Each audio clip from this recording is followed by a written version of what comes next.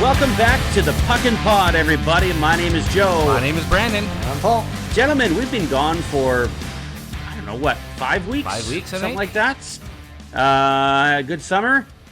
Bad summer? Good summer? It's been good, yeah. Busy. It's always busy, right? And it seems to fly by. The days of waiting for nice weather, you always have it, right? But then it's just like they slip away. Yeah. You come to the winter and the fall, and you're like, oh, I can't wait for spring, can't wait for summer, gonna go on road trips, gonna go check out this place, gonna go check out that place. And it's like, Saturday comes up, what do you want to do? Well, chores, I guess. What do you want to do next Saturday? Oh, I gotta work. What do you want to do the Saturday after that? I don't know, probably more chores, because we have a house and we're adults. Yeah, I had every intention to take the kids to somewhere fun this summer, like Long Beach or something. I think we went to Parksville Beach once, and that same day I took them to Coombs. We got to see the goats on the roof. For the most part, we stuck around in Nanaimo. There was some cool stuff that happened in Nanaimo this summer though. We got to see the snowbirds. We've been to the waterfront, relaxing, that kind of stuff. But we really didn't get out anywhere this summer. Maybe next year. We'll see. I say that every year, but you never know. I got out golfing a bit. That was something that I did more this summer. It was mostly for work though, but I was still able to get out and do it, which I've been wanting to do and haven't really been able to do the last couple of years. I just haven't really. Well, I don't want to pay for it. Work does. I guess that's a big one. Get paid for it instead. Yeah. No, honestly, it's one of my favorite pastimes, and I went once this year. Yeah. It's something I love to do. We ended up going to the same course that you went to, and had a blast, but it's this year because of my grandfather passing away. It was our favorite pastime to do with him, and so we just sort of decided to do it in honor of him, and we're gonna do that every year now. So it's something to look forward to every year. Yeah. I played Cottonwood a second time and actually got worse. I mean, honestly, yeah, it really depends on the day for me anyway. Like, it's just like if I'll come in one day and I'll play amazing golf in my eyes, and then the next day I'll come back and it'll be just atrocious because something's going on with your body or your brain, period. I figured out on the 15th hole what I'd been doing wrong for 14 and a half holes. Yeah. And that was literally, I was standing a little bit too far away from the ball. So when I was coming through with my swing, I was topping everything. Yep. And I could not figure out why. And then literally the last 3 holes, everything was just about perfect. Yeah. Yep. And honestly, that's really what it comes like. When it comes down to when you go to like driving ranges or something like that, it's how you kind of figure out your little nuances with your swing. Yeah. And if you can figure that kind of thing out earlier on, specifically going to a driving range or something like that, it does help improve your game. It really does. Yeah. What about you, Paul? A lot of work, obviously. We know you got married. We talked about that before we finished the last season. Yep. Just a lot of work. My wife and I went out to see her sister in Penticton for a few days. Very cool. So that was nice getting to meet that part of the family, and just stuff with my son, trying to get him out as much as possible. He just started grade 1 last week, so he's already where did the time go? Past a preschooler now. So. Yeah, mine started grade 2. It's like grade 2. It's crazy. My daughter's in grade 6. Like, you remember when she was a baby? Like, it's insane how fast time flies. Way too fast. Yeah. So, like I said, kind of semi-eventful. My wife and I have kind of said the same thing. It's like, oh, we want to go somewhere. No, we're going to stay in tonight. Exactly. We got chores to do. We got things. Yeah. We got a bunch of new furniture for the place that we got for free, just because of a situation that happened with somebody, and so we were did a little bit of reorganizing in the place, and looking at changes down the road, possibly trying to find another place to live here. Cool.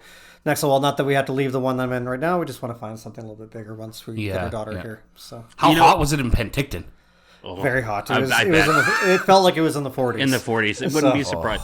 Would not be surprising at all if it was in the 40s. I remember Nashville last year in June when I went down for work, and it was 42 degrees Celsius, 97% humidity. Yeah.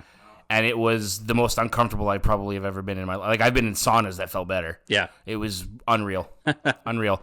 Side note, Jays just won. Hey, speaking of the Jays, I mean, they've had quite the summer this year, They haven't have they? had quite the summer. It's pretty exciting stuff. I think we'll probably have to look at getting into talking about baseball next podcast. Yeah. We've got a lot of hockey to talk about specifically after being away for so long. Yep.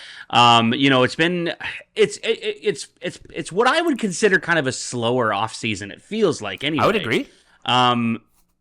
That being said, I think we're going to start seeing from here on out, like maybe not today specifically, but like here on out for the next, however long, we're going to start seeing a lot bigger contracts be signed. Oh, definitely. With the cap going up, with players like McDavid coming up soon. Quinn Hughes' contract is up next year too. You're going to throw up when you see that contract, pal. Yeah, it's going to be. I'm not going to throw up because I'm expecting it to be big. I'm expecting it to be $20 million. You know what I mean? Like, my mindset is there. You got a guy like Kirill Kaprizov. He just turned down 8 years, $16 million AAV. So what do you think that's about? Like, it's got to be that he doesn't want to be in Minnesota. Yeah. That's not even McDavid money, and I don't know what. I heard a rumor McDavid was going to garner at least, and I say at least $16 million. Well, I think that's the projection. Yeah. Based on the way the cap's going and the sequence of his contract so far. Mm-hmm. So, I don't know. I saw that the other day and I just went, are you kidding me? You turn down how much money a year? Like an NHL not a franchise, an NHL record for the size of a contract and AAV, obviously, and he said no guy. What I'm starting to learn when it comes to the NHL is that the players themselves, and I mean, we are all everyday people where we look at, $8 million and go, yes, please. But these guys, they already have tons of money from playing that.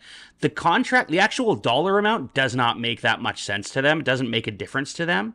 It's all about, do I see a long-term fit in this specific location? Yeah. Do I have another location in mind that I want to play at? Yeah. In his case, maybe he wants to go play with, I don't know, Panarin or something, right? Yeah. You just never know what's going on in the player's mind. So it'll be really interesting to see what actually happens with that contract. There was a rumor today that he had approached the team about trading him. Now, that being said, I've heard that rumor is being debunked as well. So, don't believe everything you hear, but you just never know with the way the NHL is. I mean, I didn't think I would ever hear the fact that he would turn down the contract he turned down. What was the contract, by the way, Paul? 8 years, I think 124 million or 128 million. It literally worked out to be 16 million. Yeah, and it was going to be the biggest contract in the NHL, right? Yep. Yeah. I won't be surprised, with the salary cap expected to go up every year for like the next 5 to 10 years, that on the next CBA they might switch over to a luxury tax system like what they have in the NBA and in the MLB right now, and you start seeing contracts in the 20s to 30s to 40s in the next 20 years. But what new CBA though? Because they just agreed upon the new CBA. Yeah, that's true. It wouldn't obviously not the current one because they have a hard cap in place, but that starts in the 2026-2027 season. How long does that go for? 4 years? 4 years, I think most CBAs are 4 years. Yeah. With the way that, again, revenues are expected to increase and salaries are expected to increase, like a hard cap's not going to work in the long term, right? Mm-hmm. So you have to wonder, again, if it's going to be like the other major franchises out there, or major sports. He's nodding at Major League Baseball on the TV over here, in case you guys are wondering. Now, just before we move on talking about sports, I just want to emphasize so the audience knows at home, we're trying something different with the pod this season. We're going to do kind of a locked-on thing where all three of us are always on screen. It just makes my life a million times easier when it comes to editing. So, in case you're wondering, why am I not seeing each one individually? This is why. Well, now I can't pick my nose while Paul's doing his segment. That's why I did it, because I'm sick of seeing you do it behind the camera. So, I mean, it's pretty awesome. I think that we've now basically an official calendar year we've been doing this podcast, and it's awesome to be back after a break. I think I needed a break, not because of the podcast, just because of the way life has gone. Yeah. So we're on season 4, and it's been season 4. Yeah, isn't that crazy? But at the same time, this is the most exciting time I think for a lot of us because literally players are reporting. Yeah. back now, and camp starts next week. Yeah, it's crazy. It's really crazy when you think about it. I think this weekend, if I'm not mistaken, the Canucks are doing their kind of junior showcase with Seattle, which I'm really looking forward to. They're going to have some really good players at this, call it a tournament, if you will, but it's more really almost like a prospects camp or something. Totally. Yeah. I'm really looking forward to it. I think it's going to be fun. Yeah. Yeah, I agree. Are the Leafs doing anything like that? They usually do a summer showcase, right? Yeah, I think there's like a development camp situation that they do. I know that there's camp right now, I think. Yeah. Rookie camp. I know that they showed clips of practice today where Ben Danford, who's their top defensive prospect, was feeding one-timers to Easton Cowan, who's their top forward prospect. Or top prospect, period. Yeah. And they were just feeding each other one-timers for an hour or whatever the hell it was. But before we get into some of the like major happenings in the off season, why don't we talk a little bit about the controversies that we experienced this off season, specifically in hockey. Obviously, with the biggest controversy, we're talking about the situation. Maybe you can discuss a little bit about the happenings there in terms of, we know that they were acquitted of everything, but there was also a possibility the NHL would not let them back. Is that right? Yeah, I guess Gary Bettman released a statement today, actually. Today being Thursday, September 11th. It's September 11th. You said December 11th. September 11th. Let's not get too close to Christmas, man. We need a few more months.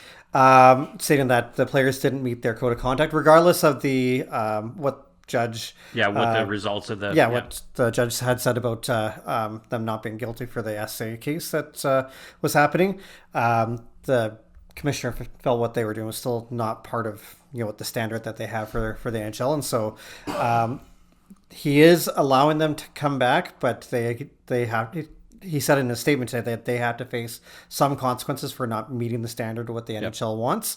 So they are eligible to sign NHL contracts October 15th, so basically the start of the regular season or around the start of it, but cannot actually play until December 1st this year. Yeah. So have they all been released by their teams? Like, are they all free agents? Because I believe the way it works is when they all had to kind of go to prison, or report to the police, specifically in Ontario. I think it was London, right? If I'm not mistaken, somewhere around there. Anyway, they had to report to a police. When that happened, they had to be released from their teams in order for that to happen. So from what I understand, like for example, I think Carter Hart, his contract got terminated, didn't it? Yeah, I believe he did. It's from what I read on the arc here, all four of them besides Alex Formenton are unrestricted. Oh, Formenton still, Ottawa still has the rights to him? They still have the rights to him. However, he's playing for the Swiss League right now until he's allowed to play in the NHL. Yeah, pretty much. Makes sense. Yeah. You wonder how that contract would work too, because he had to sign a contract to play over in the Swiss League. Yeah. And he just did that, I think, like as far 4 as days I know, ago. there was a clause that when I was reading about it that lets him out of his contract in December if he chooses to. Right. So I've heard of that specifically in Europe when they sign those contracts. There has to be an out clause just in case an NHL team comes calling. It would make sense for the players. Sense. Yeah, it makes sense. So expect the Edmonton Oilers to make a move here soon. I know. For Carter Hart. For all of them. Yeah, for all five That's of true. them. Yeah. They already have got to have consistency throughout their They've already got a criminal GM, right? So goes to say. It's funny, but I mean, I can think of a lot of fans who aren't Oiler fans who would agree, 100%. But I'm sure Oiler fans are like, "Shut up, guys." But so I mean, it's not as much as we know that the NHL is saying hold on. It doesn't mean that they're not allowed to play. It just means there has to be some sort of consequence to everything. And I think owners and GMs around the league, recognize when players have been kind of stupid like this. So these guys have to earn a lot of respect and probably their wages back. Yeah. They'll probably all have to sign minimum deals and might be signing those deals for a while until basically the slate's been wiped clean a little bit. Again, they weren't found guilty, but public eye there's still going to be people out there that think that they are guilty. How many times, you say that, but at the same time, how many times have we said, there's no way this guy's going to get a contract, and then the Oilers come calling, and it's just like, what the hell are they thinking? Fixing the Oilers again. But it's true though, right? I mean, I didn't think Evander Kane was going to join another team, and then Oilers came calling, and there he was, and now he's on the Canucks, and I'm like, thanks, guys. There's good prisons in Van. It's all good. Yeah, apparently. But it just baffles you sometimes when you look at it from the outside in. And I mean, teams will do anything to win. They'll do anything.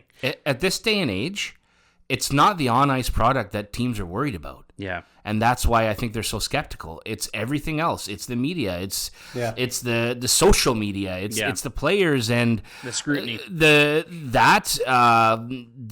entitlement of the players, the public eye. There's cameras everywhere. Yeah. Like that is what teams have to worry about now. That's why there's skepticism, right? And that's why you say probably they're going to have to sign minimum contracts and they're going to have to prove themselves, even though teams know that maybe teams are going to be chomping at the bit to get these guys because the talent level is there. You know that it is, but and it comes still with all young this. enough. It comes with this baggage, right? Yeah, that's right. And Especially they're now. still young enough that the talent level will still bring them somewhere. They haven't, peaked yet. Yeah. I think of a player like Carter Hart, for example. He was a great goaltender, and then this all happened, and then he had to stop.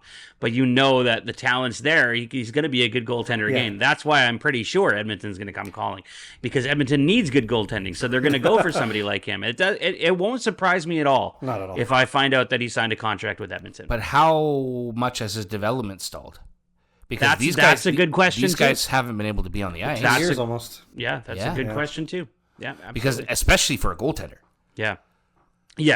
I mean, I think in the case of and I'm picking on Edmonton, you're right, but in this case, they are a team that needs goaltending. For them to have the ability to sign him, they would need to probably sign him to a small contract and then probably send him to the AHL to get developed, at least for a year, and kind of figure that out from there. It's going to be We'll see. I think with the eligibility to play in December 1st, that they're not actually eligible to play in the playoffs this year because of that. Because of that, yeah. I think you're right. I'm pretty sure, yeah. Or wait a sec.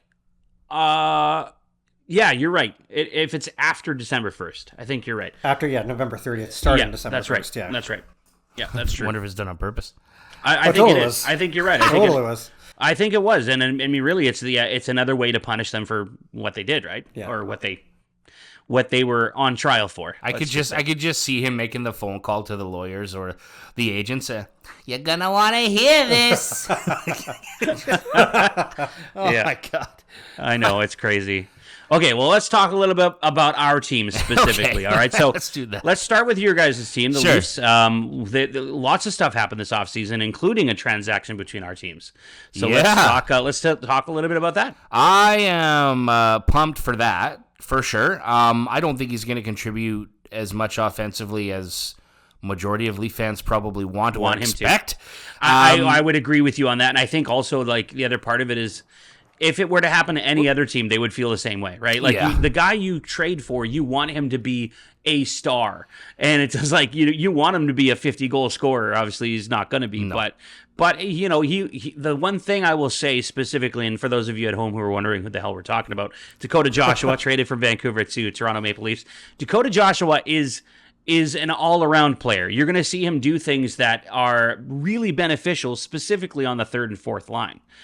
He may even get moved up to the second line, depending on how it works out. He is definitely a Berube type player, and I think that's I think you're really gonna like what he brings. That's why I think I'm excited. Yeah, for sure. Yeah, you have to look at the move, the way that Treliving made this move. It's with the cap going up, you're going to see, obviously, because a lot of the players want, especially the big name players too, want percentages of the cap. They don't necessarily want a specific number. They're looking for a percentage of what they are for the cap for the team. Making a move like this, gives Brad basically control of, for at least I think it's 3 years still left on his deal. Yes. At 3.25 or 3.5, I think it was. Yeah. Where players that are very similar to Joshua are probably going to demand twice the money on the open market. So giving up, I believe it was a 5th round pick for him, or 4th round. I think it was a 4th round pick. It's a 4th round pick, which hard to say whether a 4th round pick will ever make the NHL, but cost control, which will help with again if McDavid becomes a free agent next summer. You can go after players like McDavid because of that. I also think that Vancouver made the trade specifically both for cap reasons, but also I think to help somebody like Joshua. Because he's from the Toronto area. It's the first place he was drafted and didn't really get a chance to like showcase his talents there. So this is going to be something that's going to be beneficial for him, and he gets to stay in a Canadian market too, which is another bonus. I think what might slightly be underlooked too, excuse me, is the fact that he didn't get a chance to roll from the beginning of the season last year. That's right. Right? Yeah, coming off the surgery and rehab from that, and worrying about his health and whether or not he's going to be cancer free and ready to go and play again anyway. This year he's, from what I understand, fully healthy, going to come into training camp, going to have a full training camp to play. He's going to be given every opportunity. Yep. And because of that reason that he is a Berube player, I think it's going to be the same with, and I've heard this pronunciation and I can't get behind it, Nicola Waugh. Apparently, I'm just going to say Nick Waugh. It's Nick just Waugh. because Nicola doesn't really make sense to me anyway. The old but it's French the adage. it's the same thing because they're similar type of player. I mean, Joshua I think is a little harder nosed than Waugh is. Yeah. But especially coming into a new organization, Berube is going to want to see what these guys can do in his style. For sure. Right? Yeah. So I think they're going to get tons of playing time, and they're going to get the ability to try different combinations and see what's going to happen. But that's just one example of a player that I'm excited for out of say the 3 or 4 additions that they did make. Yeah. What do you think, Paul? Have you been excited about anything coming in or going out for that matter so far? It's hard to say. Like they have way too many players. I think we talked about this on the last podcast that they have like 15 forwards. So it's good to have. It's a good problem to have. Exactly, to have different pieces that you can pull from to put the team together. However, it almost, even though they're not a cap strapped team, it almost feels like they're a cap strapped team because of some of the contracts that are there that are fringe to make their roster. I know that they've been trying to make a bunch of moves this offseason. There's been talks about Brian Rust. There's been talks about trying to just trade Kampf and Yarncroc outright so they can sign guys like Roslovic and stuff like that. Roslovic, who's still unsigned, by the way. And seems Probably fishy because a reason for it. Yeah. Vancouver apparently has offered him a second line role if he'll sign with them. Well, they haven't offered him anything. The big thing heard with Vancouver is ultimately the fact that I think he's commanding too much cap wise. That's my understanding. I don't know for sure, but I also don't think he's the guy that they want to put in that position. I don't think the Leafs want him either. Yeah. No. Like, I don't know As an necessarily that he's the answer to the problem. Well, but there's been lots of talk too because Roslovic played with Matthews on the U.S. development team, and they've talked about wanting to play together still. Yeah. So Yeah. it's something that I'm sure if they had the room, they would. You're going to see quite a few players on the waiver line. It'd be sucked to lose a guy like Nick Robertson if he can't make the team. But that's the problem. Like, when you have so much depth like this, your young guys like Easton Cowan, who should probably make the team, probably won't make the team because of all the one-way contracts. There's no room for him. There's no room. Yeah. So it's I liked the moves, but at the same time, I think they have too much. Yeah, I hear you. It's tough to sort of gauge what they're trying to do in terms of building a better team. I mean, it's not like they're not building a better team. It's tough to gauge the direction they're going. Yeah. With all the players that they have. Yeah. I guess you'll find out eventually when they start, either trading away players or moving them to finalize a roster. But Well, you're going to have players that are unhappy if you've got 4 guys sitting in the press box every night. 4 forwards, Yeah, by that's the way, true. sitting Yeah. in the press box every night. Well, they still got guys, again, defensively. They have Philip Myers and Henry Thrun who need to go through waivers if they want to keep them. Yeah. So, and maybe that's something they're thinking. They're like, well, we can afford to lose players on waivers because we have so many players and so many good players that, maybe it's not that big of a deal. And I don't have any examples off the top of my head. It would probably take me 2 minutes to figure it out. Mm-hmm. But the Leafs, the last few years, have also been quite famous for bringing in PTOs. Yeah. Yep. Or signing PTOs. Yeah. yep. Some teams already have PTO signed, which is kind of astonishing. Yeah. But I guess it's September. You know what I mean? Like, you forget how quickly the summer goes. But yeah. Come on, Kyle Dubas, just take one of those contracts. I'll be happy. I'll be happy. So Come on, Kyle Dubas, just trade away Sidney Crosby. let's address Mitchell Marner. Yes, I was going to ask you if you were going to address the elephant in the room, so to speak. So I think I've prepared myself to move on from the player. All I can think about now is what it's going to mean for him moving forward in Toronto fans' eyes and the Toronto media, et cetera, et cetera. He, do you have any thoughts on him leaving specifically? Like, obviously, you can't replace that player, and the Leafs have tried to do it a little bit by committee and are going to do it by committee. But I mean, with the stature that Mitch Marner has proven to be in the league, an elite penalty killer, an elite winger, high hockey IQ, his vision, his passing, his edge work, his skating's fantastic. He doesn't hit anything, but I mean, you know, he's so shifty that he doesn't get hit either. So like a player of that caliber, 100-point player, just about annually, close to a 100-point player every year. It doesn't come by every day, right? To use the cliche, they don't grow on trees. But do you think, is it more of a positive or a negative impact with him leaving based on the way the roster's been constructed this offseason? I think in the fans' eyes, he hasn't endeared himself to the fans. I think in part, a lot of that has to do with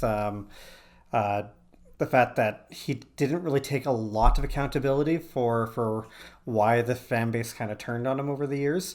You know, he recognized, you know, in interviews you can see that, you know, we could have done this better, we could have done that better, yada, yada, yada, but never really took anything upon himself. Like if you look at past interviews and then you look at the interviews that he took this offseason, he had good reasons for leaving. You know, personal safety. There are some, unfortunately, crazy people out there that will do things like throw trash on your lawn and harass you nonstop, where he has to have security. So he left, he said, for personal reasons.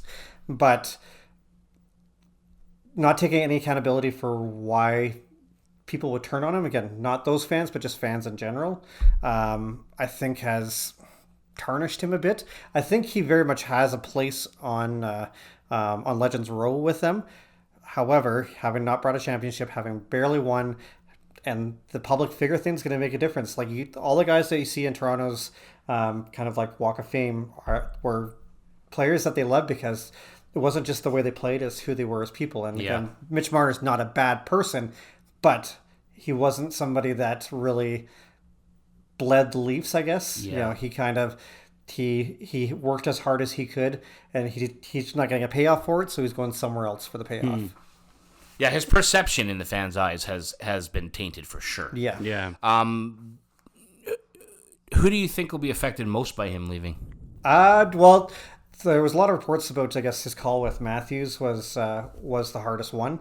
He wanted to see Matthews in person. I guess they just missed each other and they couldn't say they do over a phone call, and apparently it was really hard. So I wouldn't be surprised it's affected Matthews the most, just because, again, they were, you know, thunder and lightning together, kind of thing, right? In terms of how they played. We was like peas and carrots. Peas and carrots. So I wouldn't be surprised that he's going to be affected, but I think the morale of the team is going to change too, because Mitch seemed to put, again, a lot of blame on everyone else. You saw the highlight of him during the Florida series where he was telling everyone to F the wake up, wake the F Wake up. the F up. F the wake up, F you the guys. wake up.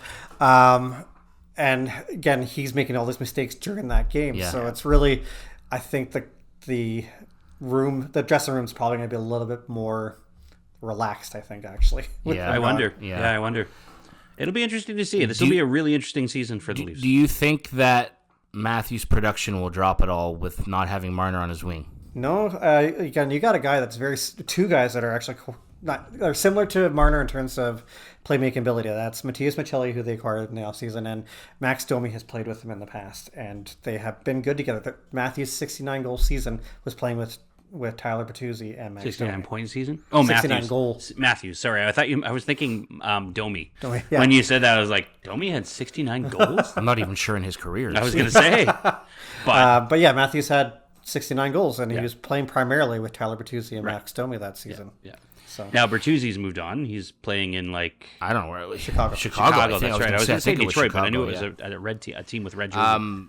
That was my leading question that I was talking about before we started. And the reason I say that is because I actually was listening to another podcast today that brought up some really cool points. And I was going to share a few numbers with you guys I think are kind of interesting. Okay. Matthews, as you mentioned, until the last 2 seasons, Matthews didn't even really play with Marner that much. Yeah. Marner was primarily with Tavares on his wing, especially the first, I think it was 2 or 3 seasons. Probably 3, I think. I think 3, yeah, totally. So anyway, that I don't think that's going to be necessarily a thing, but at 5 on 5, Marner has assisted on 1.31 goals per 60 on Matthews' goals. That's Marner. That's interesting. William Nylander at 5 on 5 has assisted on 1.54 goals per 60 minutes. Okay. At 5 on 5, Max Domi has assisted on 2.72 goals per 60. Nice. So So that tells me Matthews' line mates are going to be Nylander and Domi. the rhetoric that I'm hearing, and it's one of the reasons I wanted to ask a sort of rhetorical question about that, was the discourse is that Matthews is going to have a drop-off. And a lot of that, I think, probably is because of the season he had last year with his injuries. Right. Yep. He's put on some weight this year that apparently he felt that he was too lean last year and getting bumped around too much, and it contributed to his injuries. So he's put on a bit of weight. I don't know what it was, probably 10 or 12 pounds, I would assume, that he thinks will help. But I thought this was kind of a cool comparison. Not that he's not in his prime still, necessarily, but Alex Ovechkin. Who was his primary feeder all those years? Yeah, Nicholas Backstrom. Nick Backstrom. Yeah. Has Nick Backstrom been around the last 2 or 3 seasons? Ovechkin looks pretty good to me. You know, just as a Now, thought process. to be fair, Ovechkin has had some motivation to be that player. I'm not saying that that's the only reason, but I mean, it could be argued that that's the reason that he's got this motivation to pass Gretzky's point record, and we'll see what this season looks like. Mm-hmm. Knowing him, though, he'll probably do his best to try and just destroy that record so that he has sort of a permanent spot in the record books. Yeah, we'll see. One last point I wanted to make on the Marner situation, because I know you mentioned like he was worried about his personal security and stuff like that. What I did hear reports on this last week, and Steve Dangle came out and reported that he actually was getting threats from Marner's security team in the playoffs. I think it was 3 seasons ago. And basically telling Steve he didn't know what he was talking about and all this stuff. Yeah, and I remember seeing that. So I saw that. And the other thing was Trey Living came out after Marner's interview that was aired. And Trilliving was like, we make sure all of our players are protected. So kind of hinting like not sure what the hell he's talking about. So it makes it's like it's kind of throwing shade around everywhere, and it makes you think like, is Marner lying? Is Trilliving lying? Well, like what's going on, right? I think he's got a lot of people talking in his ear. Like his agent Dan Ferris like doubled down on what Mitch Marner was saying too, and again not taking much accountability in regards to himself as a player for the team, and being a part of the team. Kind of it's Mitch Marner show almost. Like he never said it, and maybe his actions wouldn't necessarily say it, but you can kind of see the way things kind of unfolded this offseason. That it was very much that case, and he wants more, I guess, center spotlight maybe in Vegas, but without the diehard fan base. And I don't know, maybe Vegas is a lot more diehard than he thinks. He'll find out obviously when he gets there. I think for him, really, it's so funny. They always use the excuse that they want the anonymity. Anyway, they want to be anonymous, and they want to be anonymous. But like the problem is, they go to a place like Vegas and they think this will be perfect for that, right? And then they realize that a lot of Canadians go there, and people who watch hockey go there. So they're maybe that's a bonus for him too. Like maybe he doesn't fully want that, but I think a lot of times too, like we argue about the rumor that players don't want to play in Canada. do not believe that for a second. I do not believe that. I think players want to play where they are appreciated. And you know that in a Canadian market, you'll be appreciated, especially if you win. Especially if you perform. You know, when your team is not winning, you're not going to be appreciated. You'll be ragged on. So start winning if you don't like it. Dakota Joshua drops the gloves in the first game, and he'll be the fan favorite the rest of the year. Rest of the year. Just letting as an example. Or a big check or something. Exactly. Yeah. Do we have a minute to go through what our projected line combinations maybe? Yeah. Is that all right, Joe? Do we have time? Please, yeah. You want to go first? Yeah, might as well. Curious of how close they are. So my thoughts were obviously kind of what we just first were talking about. I believe Domi's going to play with Matthews and Nyes. Nyes is actually, I think, going to be on the right because he has played right off of the power play. So I believe that he can actually transition to the right and still do a good job. I believe Michelli, Tavares, and Nylander are going to be on the second line together. My thoughts are Joshua over Lawton, even though I think Lawton has more skill, I think, than Joshua does. But I think Joshua, Raw, and either McMahon or Robertson, I think you're going to see players siphon in and out. And I think Robertson and McMahon are going to siphon in and out a bunch with those line combinations. And then my bottom line, surprisingly enough, doesn't have Lawton at center because he wasn't actually, when he was in Philadelphia, he wasn't really focused on being a center. He has center capability. I actually won't be surprised to see Lawton, Kampf, and Lorentz on that line. Okay. Interesting. Okay. Yeah. I am very, very close. Very, very close. My fourth line is the only one that's different. I do have McMahon, Waugh, and Joshua on the third line, and I think that's going to be the line until McMahon doesn't perform. I'll tell you what, just from my experience with Joshua, I think third line minutes is exactly where he strives. Yeah.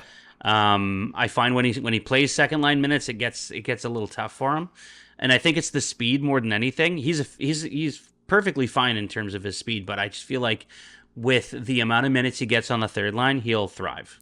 Is he a penalty killer? That means yes, I think so. I think I think he is. I think we he is. talked about that. Yeah, I think he is. Okay.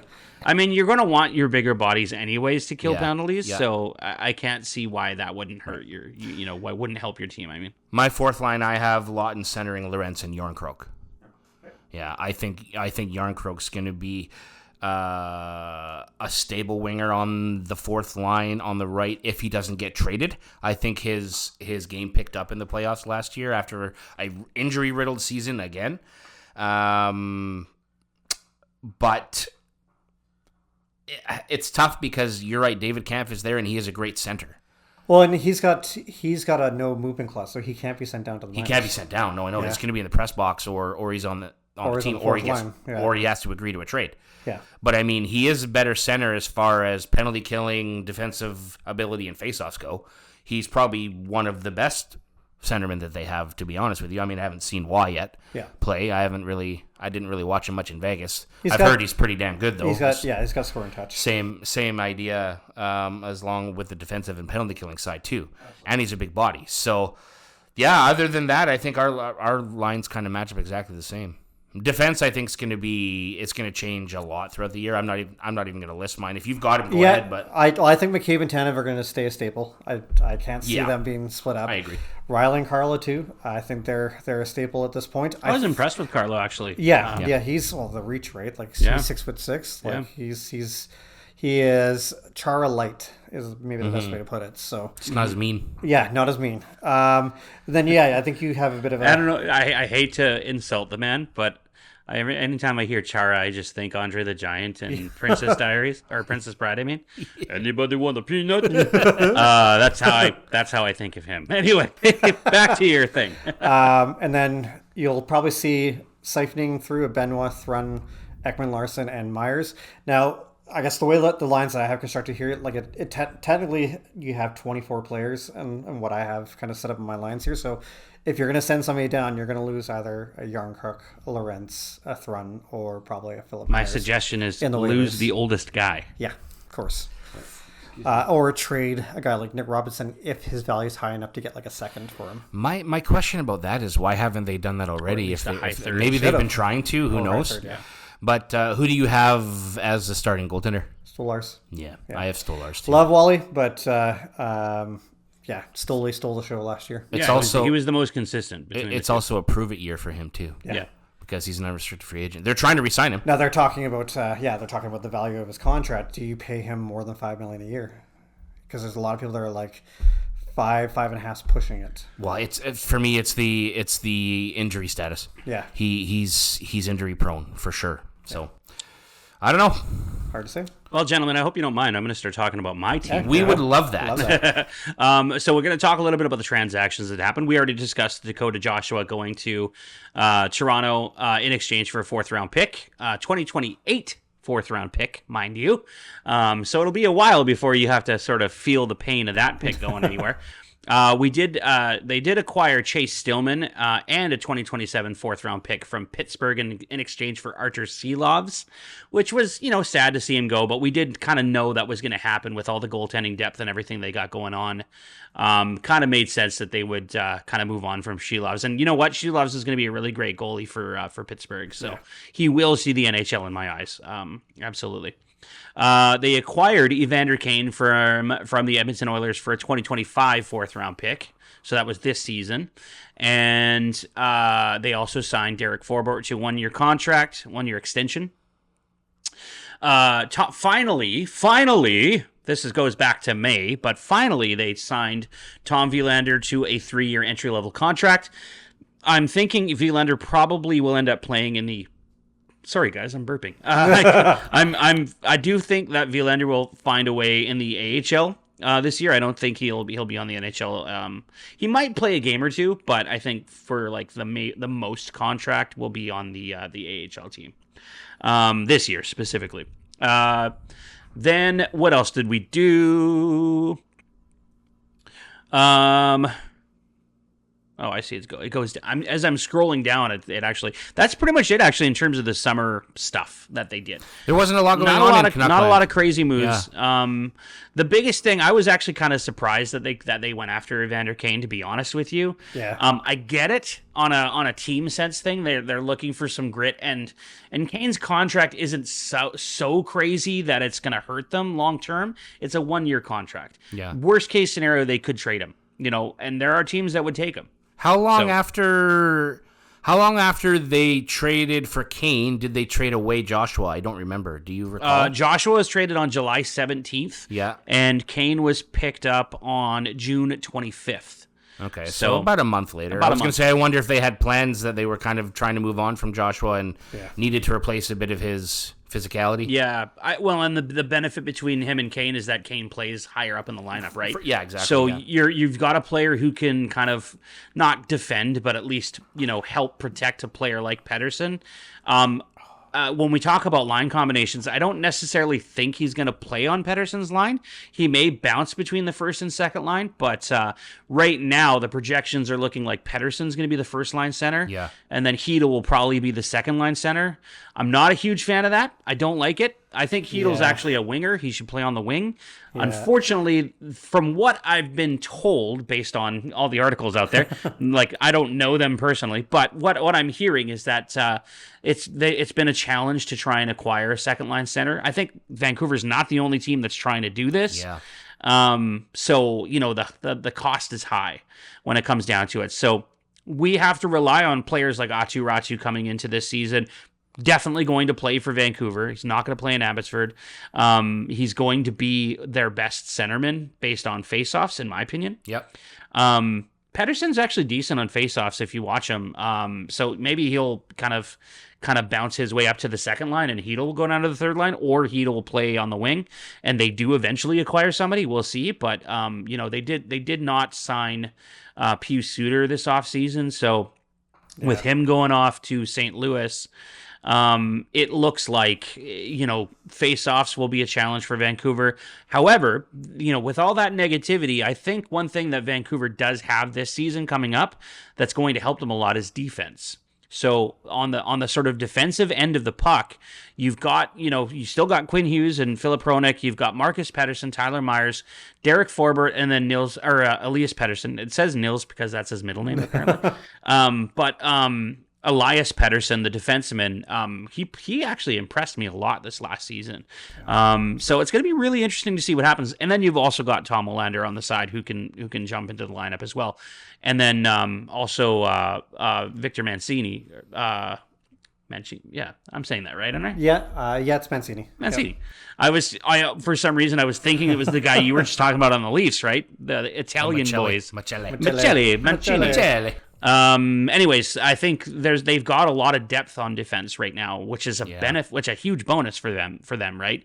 It's something they struggled with back when the Sedins were on the team. You know what I mean? Like, it's kind of cool to say that we've actually got defensive depth. Adam Foote's going to want a good defensive core. 100%. I'm not. And actually, that's the other side of it too. Sorry to interrupt, Brando. That's the other side of it is the coaching staff has changed too. Yeah.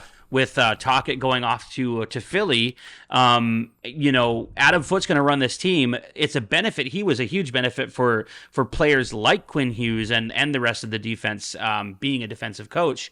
It's going to be interesting to see what everybody else does, what they bring to the table, especially when I think of special teams. Yeah, because that's where they struggled the most the last couple of seasons, really. I saw Marcus Pettersson. I mean, I saw Elias too, but Marcus Pettersson I saw live in February. I think it was his second game with the team, and I was pretty impressed with him. Like, I never really paid attention to the player before, but I like that. One thing I think that he really brings to the team as a bonus is the way he sees the ice. Yeah. He passes really well. He gets in the right places defensively as well. Like he can go after the puck, which is an important skill to have as a defenseman. And I think if you can use your stick to your advantage without taking a penalty, that's awesome. Yeah. Yeah. I got tickets again for Mom and I. We're gonna go see them play St. Louis. Nice. That'll be fun in March. That'll be awesome. And it's a Saturday night too. Is that around her birthday as well? Yeah, actually, kinda. Her birthday is the end of February. So. Oh, perfect. Yeah, that's great. Yeah, she's gonna love that. It's gonna have to be a regular thing for you guys. I think so. Yeah. I mean, the seats are great. The price is right. I have a good hookup. Speaking of great seats, another off-season thing the Canucks have done, they put new seats in the building.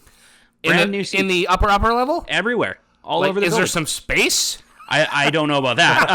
I do know that the seats are more comfortable, and they're black seats to match the whole black black jersey, black skate jersey that they've been doing. Smart. I'm looking forward to it. I can't wait to go to a game. I just don't know if I'm ever going to get to, but I really want to. The way things are costing these days, it's just so tough, man. I definitely, I'm really looking forward to what this team will look like in a couple of years. With the player they drafted this year, Braden Coots, he is a centerman who has so much promise when it comes to kind of his two-way game. It almost reminds me of Bo Horvat. I'm not comparing him, but it reminds me of it based on the kind of expectations. They're like, he's not going to be a high-flying goal scorer. He's going to be able to get that puck for you, though, and he'll be able to make those passes. He'll be able to win those draws. Yep. And he's got leadership capabilities, and that's really what you want on your team. Is you want guys who can literally lead the team. And I mean, he's the captain of his team right now. He's the youngest player on his team, and he's the captain. You know what I mean? Like, it's incredible when you think about it. And those types of players, like, you want your captain to be the hardest working guy on the ice. 100%. I actually don't think we have that in Leafland, if I'm being honest. But we do have that in Vancouver with Quinn Hughes. He is the hardest working. I mean, the guy, like, we joke about the contract that he's going to sign, next year. But for me, I look at it like the guy's worth at least twice what he's making now, which is 7.7 or something like that. 7.85. Yeah, so we're looking at $15 million. I think he's worth it. If you have to pay him 16, great. Yeah. I think he's worth it. There's quite a crunch when you think about the top defenseman in the league, but he's arguably anywhere between 1 and 3. 100%. Oh, easily. So yeah, very easily. I'm gonna have two gripes with the Canucks this season. This off season? The off season, but coming into the season. Okay. I know you won't like it. I don't think they're a playoff team still. And part of that is the center depth is really going to hurt them. Well, I don't disagree with you there. I really think that the center depth, they're going to have to address it. Like, they have to. Like, there's no ifs, ands, or buts about it. Like, Hedel is good, but in my opinion, not much more than a third line center or a second line winger. I think he's a winger for sure. Yeah. The other one is the poor announcer having to go through all those Pedersons this season. It's going to be Al Murdoch, by the way, just as an announcer myself, and Brandon, you might be able to respect this as well, but Al Murdoch, in my opinion, is the best ring announcer. He's ring very good. Announcer in Very, the very NHL. good. Yeah, he's incredible, and he you know. I don't know if he's the guy the NHL calls for all their Nice. events that they put on, whether it's the Winter Classic or whatever special. I think he even did Four Nations, if I'm not mistaken. He's the guy they call because of his voice. He's incredible. I'm just imagining him like Pedersen to Pedersen to Pedersen. Or you're talking about their play-by-play guy. Oh, okay. Yes, John Shorthouse. Goal scored by Pedersen, assisted by Pedersen. So and Pedersen, what he does, and you know what, he's probably used to it, to be honest, because you had two Sedins on the team. Remember, That is true. And it was always Daniel to Henrik to Daniel, And right? Matt's was on the team at one point That's too. right. So Matt's So- Sundin. It's like Yeah, close. yeah. So I'm sure he's used to it, but yeah, it's very interesting to see somebody when they drafted Elias Pettersson, the defenseman. I remember thinking this has to be a joke, right? Yeah. And it was really hilarious. Is that Spider-Man meme where there's like three Spider-Men pointing at each other?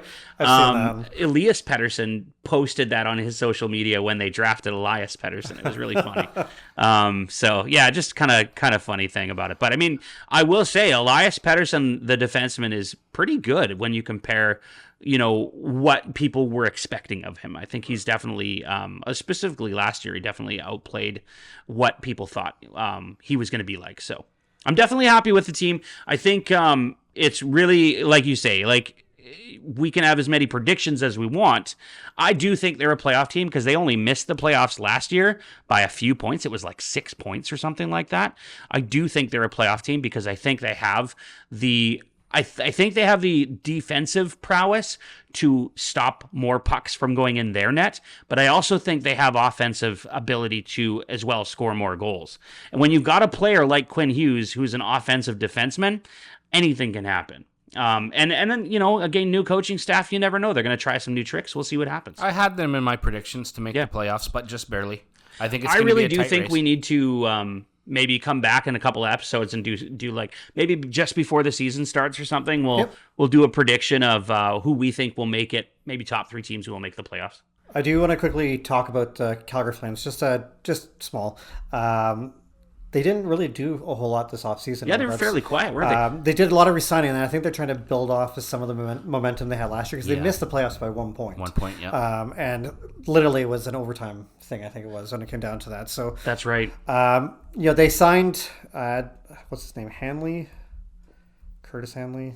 Isn't it Jacob Hanley? Or? Yeah, I think you're right. Jacob Hanley. They signed a KHL goalie in Ivan Prosvitov, who could potentially be the backup goalie. But a lot of their signings were just re-signing, Dustin Wolf to the 7.5. Yeah, which we were talking about that, and so 7 years. What's the contract? 7 years. 7.5. 7.5. Yeah. So great cap in my opinion. I think he's a good enough goalie that he's going to definitely play that worth. However, the thing that throws me off is why not take him for that 8th year? Yeah, and I think it probably has to do with him having more control about where he wants to go after the contract's done. It's just I find it baffling considering the fact maybe Calgary pushed for the 8th year and he didn't want it. He didn't want it. Because it just blew my mind when I think about the fact that next year with the new CBA kicking in, they're only going to be allowed to sign 7-year contracts. So it'll be interesting to see what happens there. Also re-signed Matt Coronado, 6.5 a year. Kevin Ball, who had a really good year of them, 6 year, 5.5, and re-signed Morgan Frost to a 2-year, 4.375. So they re-upped, and Martin Pospisil as well. Oh yeah, 3 year. Yeah. So they kept a lot of guys. They kept a lot of guys, and I think they're just building off the momentum. Hopefully, it's better momentum than what they had last year that they made the playoffs, but we'll see. Yeah, it'll be really interesting to see what their season looks like compared to last year. It really felt to me like they might be, and this is before all these signings, but it felt to me like maybe they would be kind of almost rebuilding. Like I got that feeling, but then they're doing all these re-signings, and I'm like, okay, clearly that's not happening. Yeah. They're definitely trying to do something, but they're trying to do it almost, with pennies on the dollar kind of thing, Which I'm sure every team's trying to do that, but it just feels it's confusing in a way. Yeah. I think just because I'm on the outside looking in. Well, and I guess with the cap space that they have, if they're doing bad, they can fire sell again Rasmus Anderson and stuff like that. If they're doing good, they have enough cap space to bring a big contract. That's right. Too. So yeah, that's right. That will work in their favor or against them. I guess we'll see when the season gets going. That's right. Yeah, it's definitely been a really interesting offseason, and I feel like there's so many more moves that can be done even now. There will be too. There will be. I mean, especially PTOs, right? We're looking at there's a lot of opportunity for tryouts where. Maybe Vancouver signs a PTO on a guy who just ends up being the second line center they need all of a sudden, or maybe he becomes the third line center and they make a move to free up some cap to sign the player they might be going after. I mean, there's so many rumors right now when it comes to Vancouver that they're going after what's the guy's name in Anaheim, McTavish. McTavish, thank you. Yeah. McTavish, or the guy in Minnesota, or Kaprizov, just not Kaprizov, no. The other guy. Rossi, yeah, Marco Rossi. It's interesting, all these rumors, and then of course it never happens, and then you're like, well, what's going on? And it's because they're asking too much or something like that. It's definitely strange to see. All these rumors are just clickbait. It's just to get revenue in for the teams. Yeah, 100%. That's true. Milan Lucic signing a PTO in St. Louis, eh? Did you guys see that? Yeah, saw that. Yeah. Well, gentlemen, I think we're going to have to wrap it up. What do you guys think? Pretty good show coming back. I think Season so. number 4. Been looking forward to it. Yeah, I hope you guys had a good time. I know I did. Yeah, always do, man. Lots to talk about this upcoming season, and certainly we'll cover some entertainment too. And we'll be in the middle of training camp next week, so I'm sure there'll be plenty to talk about. Man, lots of news. So, well, I want to thank you guys for watching the Puckn Pod one more time. We'll be back for another episode next week. Make sure you guys like and subscribe on our YouTube channel, or check us out on Rogers TV as always as well. Thank you again for watching. Once again for the Puckn Pod, my name is Joe. My name is Brandon. And I'm Paul. We'll see you guys in the next one.